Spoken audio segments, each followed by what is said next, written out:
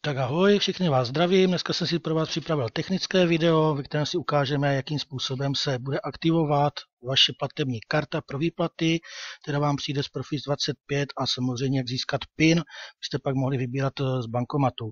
Takže já jsem zažádal o kartu před 24 dníma, bez problémů mě došla do schránky. Tady vidíte adresu, odkud došla, z Londýna, takže co teďka udělat? V první řadě teda tu kartu samozřejmě vyjmete z té obálky. Platební kartu máte zde dole, tu budeme aktivovat, na tu budeme získávat i PIN a pro nás je důležité z toho dopisu, tak jsou tady ty čísla prostřed. Tady to rest of the world, čili musíte zavolat na jedno tady z těch 3 čísel, jo? Čili to 044, třeba to první budeme volat, přesto se teda ta vaše karta bude aktivovat. Co je potřeba si připravit, určitě si připravte papír a tužku, abyste si mohli zapsat PIN. Připravte si kartu platební, protože z ní budete z ní budete psát pak to číslo, já vám samozřejmě ukazovat nebudu. A taky si připravte datum svého narození. Mám pro vás připravený takový tahák s návodem, najdete ho opět v textové části pod tímhletím videem. Takže, co potřebujeme? Tužku, papír, samozřejmě mobilní telefon, z kterého budeme volat a budeme volat teda hnedka na to první číslo. Takže já jdu hned na to, takže si naťukáme číslo.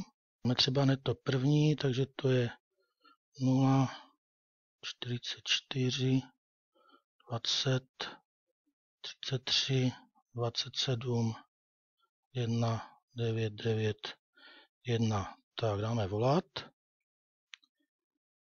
Zesílím hovor, aby to bylo slyšet. Už to zvoní. Takže pro angličtinu máme zmáčknout jedničku. Tak, hotovo.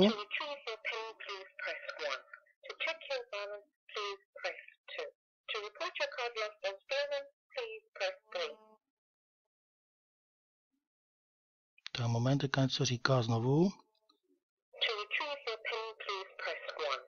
Jo, pro PIN zmáčkněte jedničku, takže dáme jedničku pro získání PINu.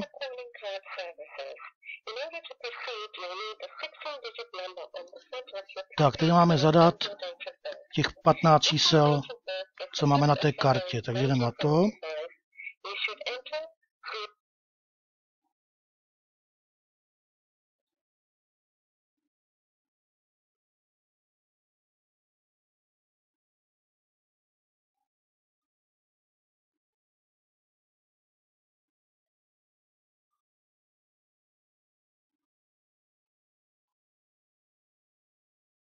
Tak, to je vlastně číslo té vaší karty na přední straně. Tak, teďka máme za číslo narození, takže.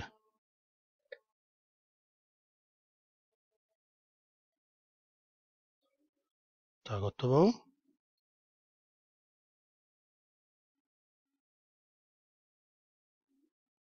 Tak, počkáme.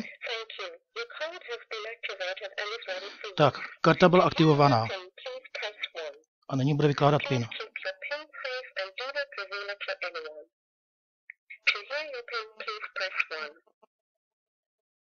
One.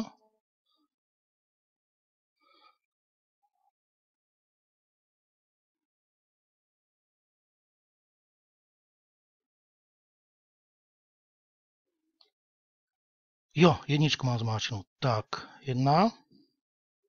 A teď...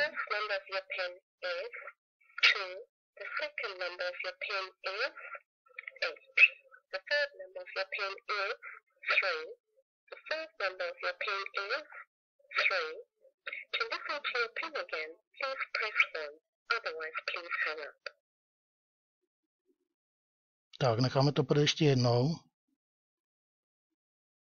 Jestli jsem teda dobře rozuměl. Takže zmáčkneme znovu jedničku. Paní znovu zopakuje náš PIN.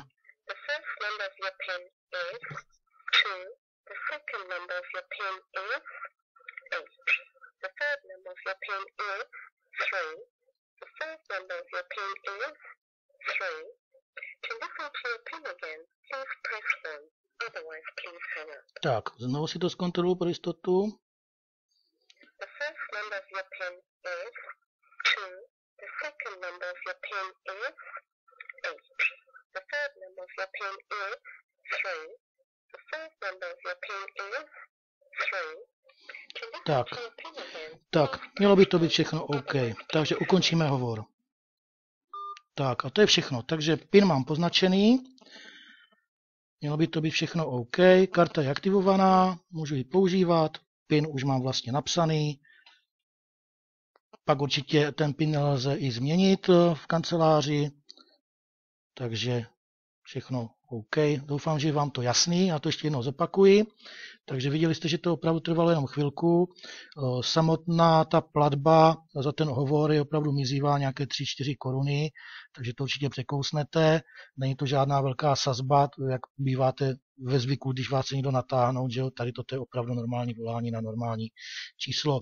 Takže zavoláte na číslo uvedené v dopise, jakmile paní začne mluvit, zmáčknete jedničku, potom, jak začne mluvit o PINu, zmáčknete opět jedničku, pak začne mluvit, zadáte těch 15 čísel z přední strany karty, ty máte zde, poté napíšete, naťukáte rok svého narození, tady si dávejte pozor, má to mít 6 čísel, takže tady vynecháváte ten letopočet 1900, takže dáte den, měsíc a rok, jo? Čili pokud jste třeba narozený 3., tak tam dáte 03, 08 a rok třeba 80, jo, záleží, jaký jste ročník. Takže to všechno samozřejmě musí být v pořádku. Jakmile je to v pořádku, paní vám poví, že je to aktivované, poté zmáčknete jedničku a paní vám nadiktuje PIN karty. A potom je to vlastně všechno. Pokud jste tomu nerozuměli, znovu zmáčknete jedničku, paní znovu zopakuje PIN, znovu jedničku, znovu zopakuje PIN, dokud si nebudete pevně přesvědčeni, že to máte v pořádku. Pokud byste to zapomněli, ten PIN, není problém na to číslo opět zavolat, jo, opět celý ten proces udělat znovu a ten PIN vám bude opět zopakovaný. Takže doufám, že je to všem jasné. Já vám děkuji za pozornost, mějte se fajn a přeju všem hodně vydělaných penízků v Profis 25 a hodně pěkných výběrů na tuhle platební kartu. Mějte se pěkně, čau.